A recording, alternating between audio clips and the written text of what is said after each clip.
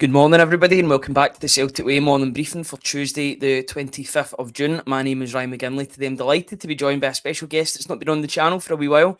It's Tino from the Celtic Way. Tino, how are you doing this morning? I'm good. You're Ryan from the Celtic Way. I'm Tino from the Celtic Exchange, but all good, Ryan.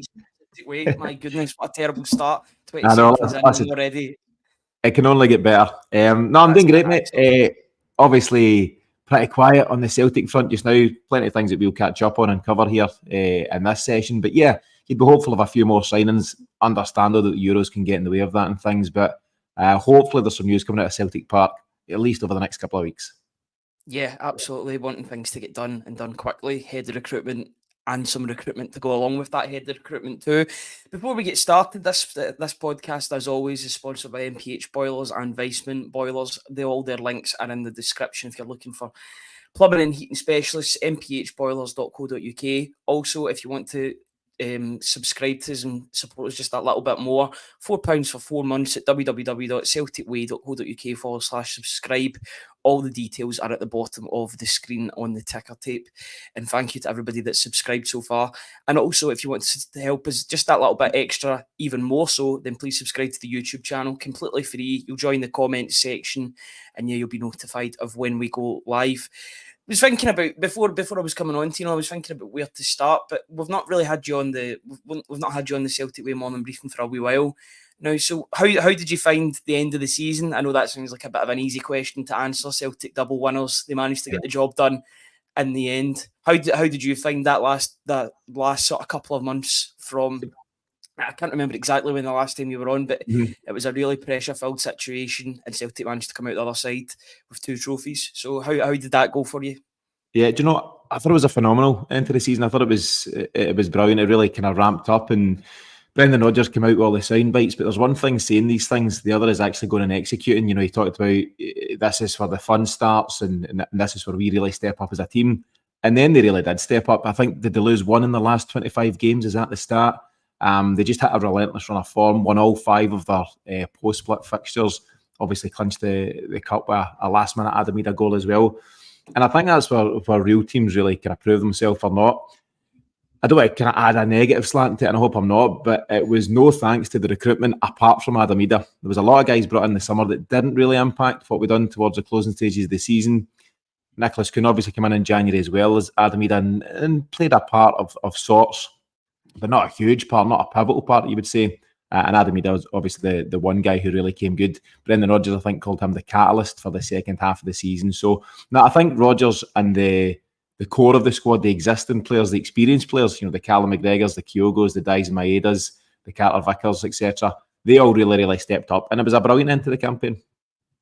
Certainly was, yeah, and Idah would agree with that. He was the catalyst and everything good about Celtic. You think about all the late goals that he scored against Motherwell, against Hibs, against Rangers in the Scottish Cup final. He was the talisman. You know, I know that Kyogo scored a lot of important goals throughout the season. But in that second half of the season, if there was important goals to be scored, more often than not, it was Idah, maybe even coming off the bench and doing things. What's your opinion on his situation at the moment? Now, I know that his new manager at Norwich has came out and spoke about the fact that he wants to work alongside him at Norwich.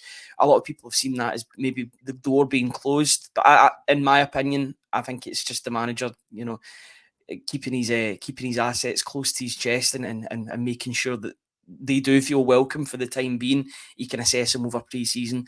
I still think there's work to do in that regard, but at the same time, he could stay at Norwich. He's still got 4 years left in his deal. What's your opinion on that situation down south?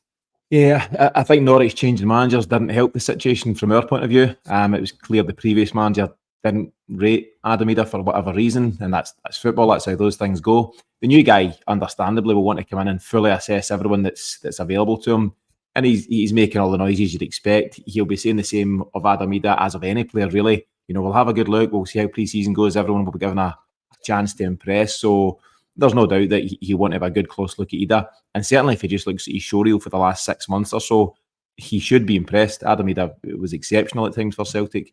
So it makes it more difficult. It might add a couple of mil to the price tag. I don't know what Norwich are thinking, in terms of that. So it could be a difficult one to go over the line.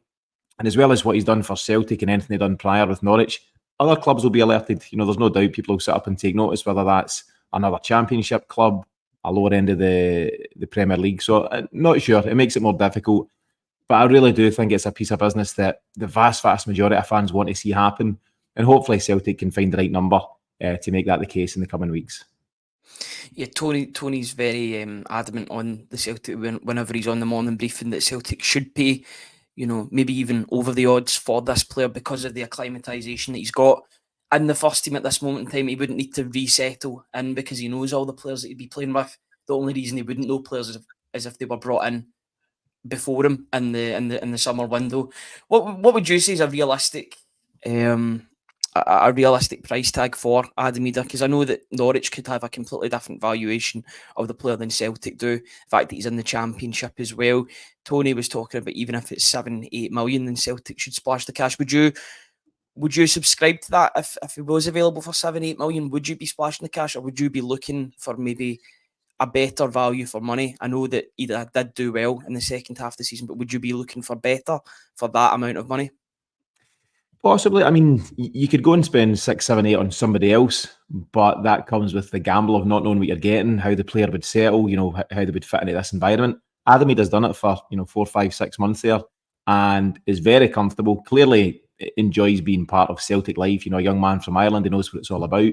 So you don't have that risk. So is it worth paying maybe a couple of mil additional for that potentially? Celtic rarely, if ever, pay over the odds for anybody. There's maybe a scattering of examples over the years, but it's not something we generally do. But given the finances available, and I'm not saying just throw cash at everybody and see what sticks, but I do think to an extent at certain times you need to push the boat out. And if anyone's earned the boat being pushed out for him, it's Brendan Rodgers and what he's done there in his first season back. We're now going to get into this new Champions League format. And the big hope is that we kick on and that we don't embarrass ourselves again. We've taken a couple of doons there the last couple of years, and I think we're all realistic enough to know we're not going to win it. But can we go and compete? Can we go and strengthen the squad accordingly and give Brendan Rodgers and the existing players a real genuine chance at showing some credibility in Europe once again? So if it means pushing the boat out for an Adam Idah or anybody else, I think we should be doing that. Yeah, then it's a good fit as well. He's already shown that he can be a good fit, especially in a Brendan Rodgers team. Brendan Rodgers was talking about the fact that he could work with Adam Idah, and normally you wouldn't be working with a player for 6 months and then abandoning that project if you've got any choice in the matter. So I'm guessing that Celtic will be looking to try and make that deal happen. Another deal that they want to try and make happen but seems to have hit a snag in recent days is Paulo Bernardo. Now, there are reports in Portugal at the moment saying that Celtic are unwilling to pay I think it's €20,000 a week after tax. And I think that's something that's been missed out online on social media, the after tax, which is what is Paulo Bernardo on before tax is maybe the question. A very inflated wage is potentially the case. A lot of people, rightly or wrongly, are quite annoyed at the fact that there seems to be a snag in the player. I don't think a lot of people would have been complaining if it wasn't for his intervention in the Scottish Cup final. But I think now there's a tiny bit of recency bias in Paulo Bernardo because of the good impact that he made in that Scottish Cup final. Mm-hmm. People are wanting him to stay at the club. They see him as a long-term option, but it seems as if there's a bit of a snag in the deal. What's your opinion on Paulo Bernardo? Because I know at the start of the briefing you talked about the poor recruitment both last summer and in the January transfer window. And I think Paulo Bernardo would be somewhere in the middle, if you ask me, because he's had good performances, but there's also games in which he hasn't really affected the game. But just by default, he's been one of Celtic's better signings over the past 2 windows. So what's your sort of standing on Paulo Bernardo, and are you necessarily surprised about this report that's coming out from Portugal? I think whether it's Paulo Bernardo or any of the guys that came in during the summer, not one of them were first team ready. And I can say that in a positive sense. There's various guys there with talent, but they need to grow into that talent, and potentially there'll be something next season, maybe the year after, if that's not too long. So there's quality players there, but what Celtic need to be doing is signing first team ready players. In terms of Bernardo, though, he's certainly shown enough, at least in flashes, that he can become a first team starter. I think most likely Matt O'Reilly's going to move on, and maybe Bernardo fills those shoes, or maybe he plays back up to whoever does fill the shoes if we sign someone. the big issue as such is the inconsistency that he showed, but maybe that's to be expected. Is he still 21? He showed in flashes. The cup final was brilliant. The drive and run to create the goal, exceptional. He had a real good spell across kind of Christmas and New Year. He scored that big goal against Rangers late December. He had a couple of good games after that, I think, against St Mirren. And struggled to find his way back into the team. But I think he's a talent. He's a guy I'd like to see at Celtic Park. I don't know how true the 20 grand after tax is or not. You see so many reports at this time of year, and I don't know whoever really knows what a player's on, out with their agents, and is that the kind of figure they'd leak at this stage? I don't know. But it's a lot of dough for a 21-year-old that might only be sitting on your bench. And I'm contradicting myself because I've said in one tone there that we should push the boat out for Idah. But you shouldn't be reckless with your wages, because you've got to be conscious of your dressing room. And if 21-year-old 21-year-old Paulo Bernardo's picking up circa 20k, and you've got the Daniel Kellys and maybe a Mitchell Frame that might come through this season, who knows what Rocco Vata's doing, you've got to be very careful with what you do there in terms of your fringe players. So I don't know, that figure seems quite toppy. Maybe there's something more realistic that Celtic can do. Can you incentivise a player? Can you say, we'll start you in a really strong salary, and if you hit certain markers, if you play certain first team games, if you play Champions League games, for example, then the bonus will take you into a higher figure. I don't know. That's up to the agents and the powers that be. My other concern, of course, Ryan, and you touched on it, is who is making those negotiations right now at Celtic? We don't have a head of recruitment, on paper at least. Who's doing that? Has Brendan Rodgers been tasked with negotiating? Does Michael Nicholson do it? I don't think it's his job. So there's a wee concern for me, and we covered a wee bit of it on a show we done last night. Who is the guy at Celtic that makes the sales pitch to the players, to the agents, the guys that we're looking to attract, and how does that all play out? And I don't know the answer to that right now. I don't think anybody does at this moment in time. It's only the higher ups that will know what is actually going on with regard to that that structure or lack of structure that's going on at the club at the moment. Celtic need a goalkeeper. They need a first choice goalkeeper. They need reinforcements, in my opinion, at left back. Maybe even 2 left backs in the summer.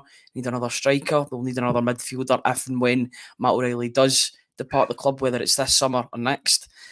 And over 100 days since Mark Lawwell announced his intentions, or Celtic announced that Mark Lawwell and Joe Dudgeon were set to leave the club in that joint statement, it seems as if the club, apart from the talk about Mark Cooper coming in on a full-time basis, apart from that, there's been hardly any chat about the head of recruitment idea. So we're in a bit of a moment of have they binned the idea of a head of recruitment after one sort of 2 years going around that role, or are they still looking? In that case, if that is the case, then what is taking them so long in finding a head of recruitment? Because, and a lot of people will talk about the fact, and I don't know if you agree with me on this, Brendan Rodgers' record with players is a bit sketchy, to say the best, in terms of identifying talent. I've got no doubts that he's a tremendous coach. An elite level manager is what people call him. Tony calls him that. I do agree with that, and I do subscribe to that notion. But I think identification of players is not his strong point. And there should be somebody in that role. In my opinion, there should be somebody in that role already. But I'd like to gauge your opinion on that. It's over 100 days since we found out that role was going to be vacated, and there's still nobody in it. Yeah, it's a difficult one, because what seems to happen at Celtic, and has done for the last few managers at least, is that we just chop and change the structure every time we need to replace the manager / head coach. So you had a lot of talent in the building when Ange Postecoglou was here. He leaves, and then it's, right, what do we do now? What's the structure? And I suppose, you've got a guy like Ange, very headstrong, very, very experienced. I don't think he wanted to work under any sort of director of football or anything of that nature. And I think Brendan Rodgers falls into a similar structure, which is fine as such, but it means that whenever Brendan Rodgers moves on, and I hope it's a few years down the line, I definitely agree, I think he's elite. But whenever he moves on, do you just need to start again and bring in a new guy and then go back to the start of the cycle and maybe win the league that year, maybe not? I think you've always got to be forward planning and looking at what's next, and looking, we're in a world in football where anything can happen. A manager can leave at the drop of a hat, when you least expect it. And we don't need to get into the merits of Brendan Rodgers leaving first time around, but it can happen. It's football. Money talks, big moves come around, and these things can take place. So I think Celtic need to be prepared and have some sort of structure in place. And if it's not a director of football, it's certainly somebody to take the burden off the manager. I think Brendan Rodgers has got a lot on his plate, enough to be doing without having to then be the negotiator, without having to identify the talent. And I would agree with you. I think spotting players is maybe not his strongest point. It's not his strongest suit. I think there are some notable failings from his first time around, and I don't think it get hugely better at Leicester, actually. So maybe that's not his thing. And nor does it have to be his thing. He can be the elite coach that we've spoken of there, and he can then identify the positions that he needs filled and the type of players he needs. So if he says, I need a winger that can do X, Y, Z, or an attacking midfielder that can do this, that, and the next thing, then that's the job of the recruitment team to go and find that. And I think based on their recent performance, that's a bit concerning because you're not sure what they're going to drag up. And in defence of Mark Lawwell or anyone else, Joe Dudgeon or anyone else who was in senior positions within recruitment, perhaps they've only identified what the top brass have told them to identify, i.e. players under 22 years of age, players less than 3 million, players that have potentially got some youth experience at international level, players that won't break the bank in terms of salary. And if that's what Mark Lawwell was tasked with, I think that's what he identified in summer in terms of guys like Louis Palma and Yang and Odin Thiago Home and others. If the brief was different, if the brief was go and find me a £5-6 million player who's got over 100 games and decent experience at this, that, and the other level, then that's different. But I don't think they were given that brief, and you can only do what you're instructed to do as a recruitment guy, as a head of scouting or whatever. So there's a defence there somewhere for Mark Lawwell. But I think overall, structurally, Celtic need to get that right and put that structure in place at the top level and let the head coach, let him deal with the players that he's got at his disposal, but also provide him the right players that he needs to take things forward. So there's a lot at play there. I think it's a cause of quite a lot of frustration. And in a true Celtic way, there's never any great communication about it. So Mark Lawwell, he either stepped down or was asked to step down, but there's been no communication either as part of that announcement or since to say, and we are now carrying out an extensive search to replace his role or to change that role or whatever. You get nothing until you hear about it, sometimes through the back door, which is always frustrating. Yeah, it's frustrating as well on social media when they won't even announce certain things on their social medias. It will just be through their website and you have to find it. I remember that was the case when Mark Lawwell was originally appointed to that head of recruitment role, because I think the club knew that it was a tough sell, with the second name. It is a tough sell, and I think they knew what sort of reaction they would have got from social media. So maybe that was a smart idea in hindsight, not putting it on social media. But at the same time, I'm just hoping that they're quite far down the line with this, because it is the 25th of June. The transfer window is open for business. Other teams don't want to get too involved in what other teams are doing, because it's all about what Celtic doing, strengthening from a position of strength. But the window's open and time goes by quickly in these windows too, as we both know. So you're just hoping that can get sorted. Speaking of a position that needs to be sorted, Steve-O comes in and talks about a goalkeeper. Don't care what anyone says. Where is our new keeper? We've had 6 months, no excuses. Well, our old keeper is being a fantastic pundit on BBC just now in the Euros. I think he's been one of the highlights. There's not been many highlights for Scotland fans in terms of the Euros, apart from maybe watching games as a neutral. But I think one of the other highlights has been Joe Hart's expert punditry. I think he's got a career in that as well. Everything he does at the moment seems to be clicking, both on the pitch at Celtic in his last season or last half season, and then off it, doing the punditry at the Euros. Yeah, we've known about Joe Hart leaving the club for a few months now, and we're no further down the line. I don't know if it's a good or a bad thing, the fact that the goalkeeper links have dried up in the past couple of days, because it seemed like every day for the past 2-3 weeks beforehand, there was a new goalkeeper linked with the number 1 spot at Celtic. What do you think that means? Do you think that means that the short list is getting shortened, or do you think that means that they're no further forward? I know it's a very difficult position to replace, maybe more so off the pitch than on it, because of the leadership qualities that Joe Hart has. Maybe they're just trying to find, I'm guessing that is the case, Tino, that they're trying to find somebody that's got those leadership qualities to replace Joe Hart as well as being a good goalkeeper between the sticks. Yeah, I think out with your ability as a goalkeeper, you also need to have a strong personality to be a Celtic goalkeeper. There's a lot of pressure. It's quite a unique role where for large chunks of most games, certainly domestically, you'll have nothing to do, and then you need to spring into life. I think of that big save that Joe Hart made against St Johnstone this season. We're 2-1 up, get into the closing stages, he makes a massive save to keep it 2-1, we then go and make it 3-1, and there's various other examples, but you need strong character, absolutely. So that might come into thinking in terms of who they're trying to recruit for that position. I get Steve-O's point. I understand the frustration, and I think it was February or mid-February where Joe Hart made his announcement, and the club potentially knew before even that. I'm sure he had private conversations with Brendan Rodgers. But it's just not easy to just go out and click your fingers and say, well, we'll just take this goalie then. There's so much at play, and I've mentioned the agents there, goalies and their agents, particularly if he's a goalie who may be at the Euros. Who's the guy? Is it Livakovic that plays for Croatia, for example, who's been linked, as have about 15 others. There's been so many names there. I would expect that most of the names linked, there's nothing to it. That's just football doing its thing, and people fill in column inches and all that kind of stuff. But there's no doubt Celtic will have been doing their work behind the scenes. They must have done. I know we're not hearing anything. There's nothing concrete. But they must have been working on this potentially before the turn of the year, actually, because we knew that Joe Hart, whether he made the decision or not, his time was probably coming to an end regardless. We know that Siegrist has offered zero challenge to any of our goalkeepers. He's living the Instagram life these days, and that's his thing. And Scott Bain's a third choice goalie, and that's fine.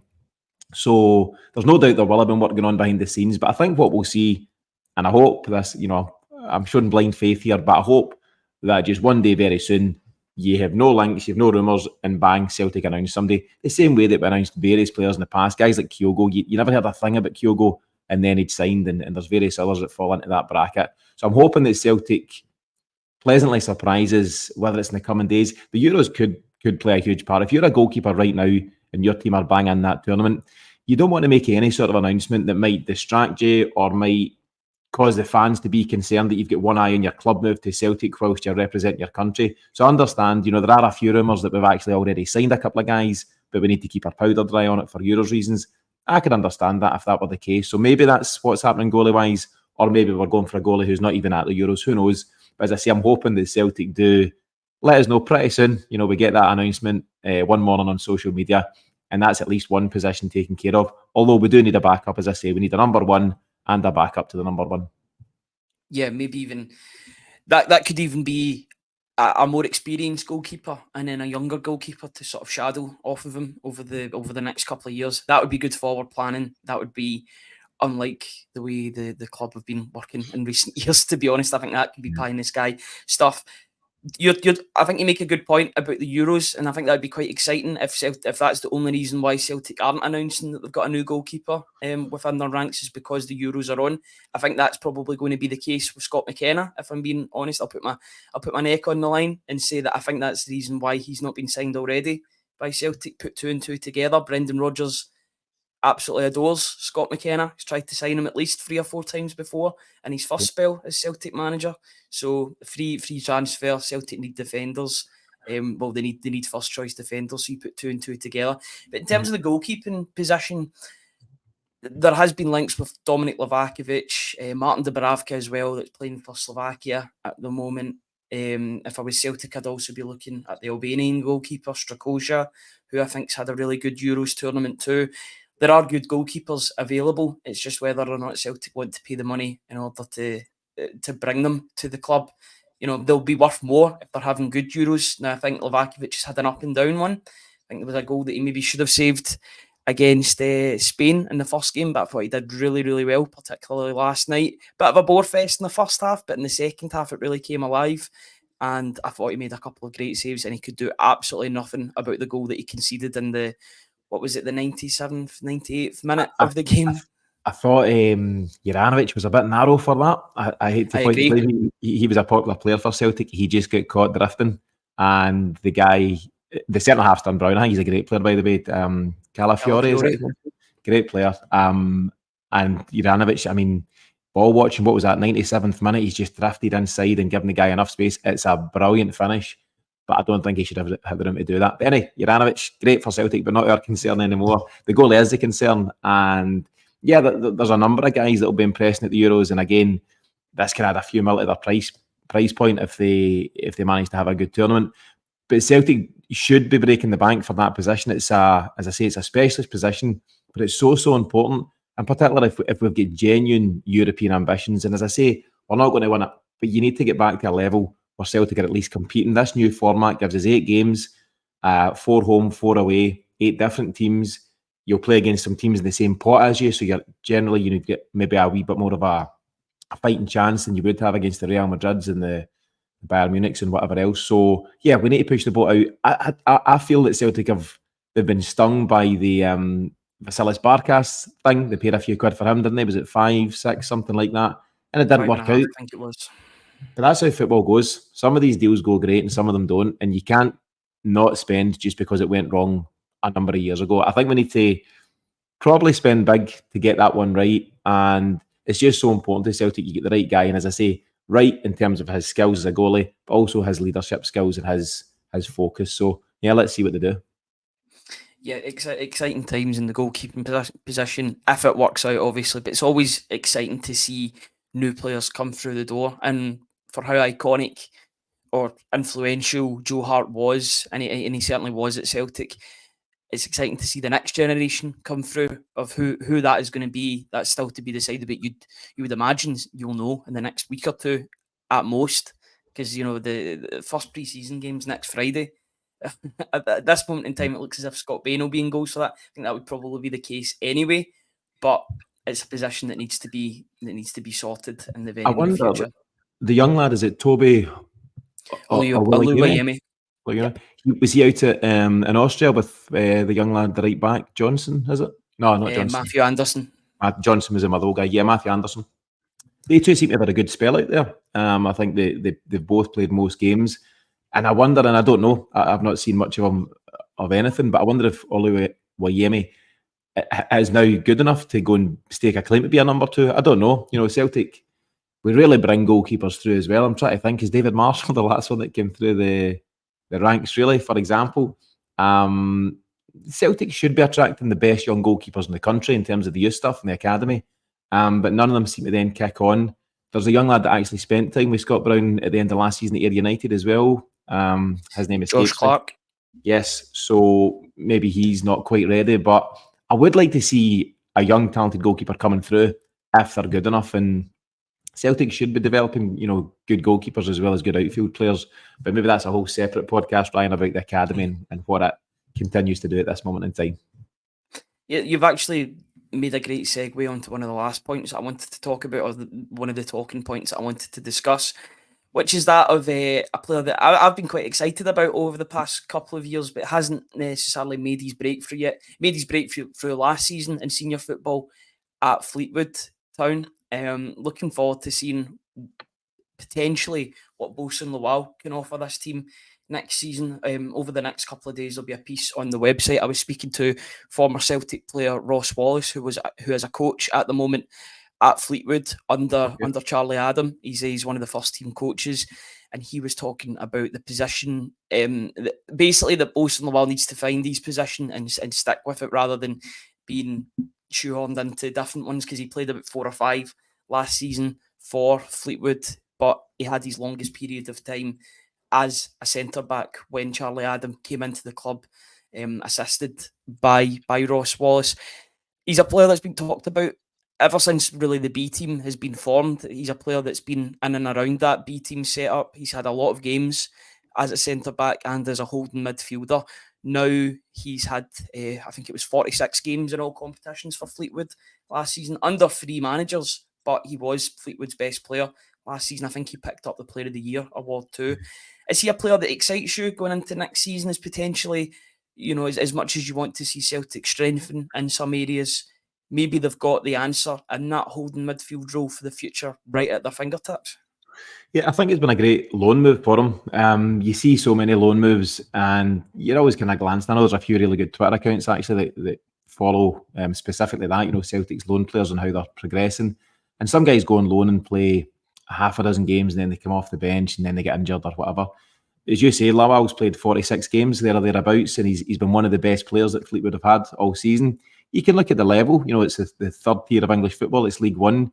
Callum McGregor went to Notts County and played at that level, and it done him the world of good. So I don't think we should dismiss it on that basis. And obviously it would be a step up to come back to Celtic and then potentially be part of the first team squad. But I think he's earned the right to be given a chance by Brendan Rodgers. We've got the first couple of friendlies is Ayr United on the 5th of July and then Queen's Park on the 10th. These will be very much the games where youth and fringe players will get their minutes. The international players will be away for an extended break before the club go to America. And I think that's where Lawal and others might be given a chance. And I'd certainly like to see it. As I say, he's earned the right to say, I've got something about me here. Whether it's as a centre-half or a defensive midfielder, I'm not entirely sure. I did see him in one game. It must have been maybe a year and a half ago. I think it was a Glasgow Cup game, Celtic Rangers. It was televised on, I don't know, BBC Alba or something like that. And he wasn't great. He just didn't have a great game. I think it was at Hampden, big surface. And we can all have, I'm saying this, anybody can have a bad player at any given time. And I think that's maybe been the case on the day because he does seem highly rated. And whether Brendan Rodgers sees him as a potential centre-half solution, and there's a lot going on at centre-half for Celtic just now, or does he offer that bite, that dig at the base of the midfield that we certainly lack in Europe? I think we've got a wee bit of a soft centre when it comes to some of the European stuff, and maybe he can be the guy for that. So I think it's fairly exciting, whether it's him, Daniel Kelly, made, 4 or 5 appearances last season. Mitchell Frame is a guy who came on against Feyenoord and then disappeared. I don't know, has he get something to offer at left back? Rocco Vata seems to have the niggle with his contract stuff. There's some talented young players at Celtic, but it's one thing being talented and on the fringes. Can you be talented and then make the breakthrough? And that's a challenge for all of these kids. Yeah, on the positioning, I know on good authority because Ross Wallace told me in the interview that both Celtic's B team, which is Stephen McManus, and it was formerly Darren O'Dea, but now he's got a new role within the club, and the Republic of Ireland under 21 setup, both see him as a centre back. So it's all about convincing the other parties that he is a defensive midfielder and not the centre back.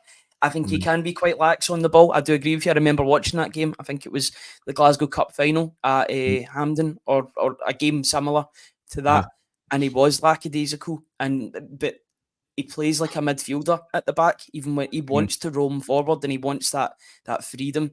I always said, it's a bit of a throwback example with Effie Ambrose, but I always thought he would have been a great holding midfielder, because he wouldn't need to think about the defensive side of the game all that much. He could roam with the ball. I actually remember Effie Ambrose made his debut as a holding midfielder in a League Cup game back in the day. I remember being at that game and thinking, wow, what a player Celtic got here. Against the Rovers, I think. I think it was that, yeah. I think when Yama actually played in the same game, I think they both played in the same team. I seem to remember that. But it's all about finding your position. And once Bosun Lawal finds his position, then I think Celtic will be in a better place to know what to do with him, because physically he is gifted. He is absolutely gifted with a physique that a lot of players would be desperate for. And that was another point that was made. He dominates 9 times out of 10 when he pressurises players on the ball. He will get the ball back because he's that, he's that imposing and that much of a pressing threat. So he's an exciting player, isn't he? Yeah, and he's absolutely a powerful guy. He's a physical specimen, but whether he'd be happy, he's a right-sided centre-half, I think. He's right-footed, isn't he? So is he happy to play back up to Carter Vickers? We know Carter Vickers is number one at, anytime he's fit and available. So is Lawal, having gone and played 46 games, now happy to sit and kick his heels, and come in now and then for Carter Vickers? I don't know, but sometimes you need to do that as a young player, don't you? You can't just demand to start all of a sudden, having a good loan spell. So that's the challenge as well. You've got to find the right balance for the club and for the player. In terms of left centre-half, just to go back to that quickly, we had the chat about Scott McKenna last night, and is he a fit? I think he's a very decent player. And I thought he was a good player at Aberdeen, to be honest with you. And he's then gone and played a reasonable amount of, decent level football down there by Forest. He finished at Copenhagen, did he, on loan? And is he now under freedom of contract? Is that right? Yes, he's a free agent now. It's got to be worth a look. Obviously, he's been picking up Premier League wages, and that could be a stumbling block. But I think now Celtic would be a good fit. It almost seems like a very natural fit for him. I thought he was one of the relatively few standouts for Scotland the other night. I thought he had a pretty decent game. Sounds like this isn't Liam Scales bashing. I like Liam Scales. I thought he had a great season, but I think he's better than Liam Scales. So therefore, automatically, it's an upgrade on what we've got. And if you can get him for free and make a deal that works in terms of the wages, and I think it's a fairly easy shout. If all parties want that to happen. I think the test that you would need to undertake is ask any Aberdeen fan who they would much rather want at the back for their club, whether it Yeah. would be Scott McKenna or Liam Scales. I guarantee you, at least 9 times out of 10, they would say Scott McKenna, because I think he was their record fee as well. The fee that they got, I can't remember the fee exactly that Nottingham Forest paid for him, Okay. but it was a very, very high fee. It was somewhere in the region of 7-8 million. So if Celtic Was could it? get that for free, get that player for free, maybe with a bit of a signing on fee. Mhm. If you know where his allegiances lie, you know it would be a move close to his heart as well for Scott McKenna. So I think Yeah. that's something to keep an eye on in the next week or so. Now that Scotland are out of the Euros, unfortunately, that could mean a positive for Celtic, because they could go further in their talks. I'm sure that Celtic won't be the only club that are interested in him. That's if Celtic are interested in him, and I'm sure they would be if Brendan Mhm. Rodgers has got anything to say about it. But it's definitely something to look out for in the next week or so. I would be very surprised if, and I'm putting my head on the line or my neck on the line again, but I'd be very surprised if he isn't at Celtic. I just think it almost makes too much sense, Tino, at this point. Yeah. There must. Undoubtedly, he makes Celtic stronger at the back. I think so. There must have been conversations about him. I'm sure he's been in the mix. So unless they've got eyes on other folks, but there's a couple of things at play. He's a left-sided centre half, which is fairly rare to find. He's also got the Scottish thing, the homebred talent, the criteria you need to fill for Champions League squads, for example. So I know there's so many obvious things suggesting that he should just very naturally become a Celtic player, but there's obviously a few hurdles in place, let alone having taken part in the Euros. And to have finished at a Copenhagen side who had a pretty impressive season, done some good things in Europe as well. There will be suitors out there looking at him as well, but I think it just makes a lot of sense that Celtic should at least be considering this one amongst others. Yeah, absolutely. We've gone on for 36 minutes, and I was worried yesterday that we weren't going to have anything to talk about, so I was even more so today. But it's flown in, and we've spoken about so many different things. It just goes to show you there's never nothing to talk about with regard to Celtic, and Yeah. hopefully that'll be even more so the case in the coming weeks and months in the transfer window. Tino, thank you very much for coming on the podcast this morning. Where can people find you if they haven't found you already with the Celtic Exchange? Just very generally speaking, the CelticExchange.com is where you'll find all our stuff. Weekly podcasts, pre and post match, and various other special episodes. So you'll find us in all the usual places podcast wise, certainly on YouTube. But the CelticExchange.com is where everything lies. So that's the place to go. Wholeheartedly recommend it to all of our viewers that you check out Tino and the Celtic Exchange as well. Thank you very much, guys, for joining us on today's show. We'll be back tomorrow. I believe that Hamish is back from Germany tomorrow, so he'll be back on the podcast to discuss all things Celtic with me once again. Tino, thank you very much for joining me once again, and we will see you all tomorrow. Have a very good day, guys. Cheers, Ryan.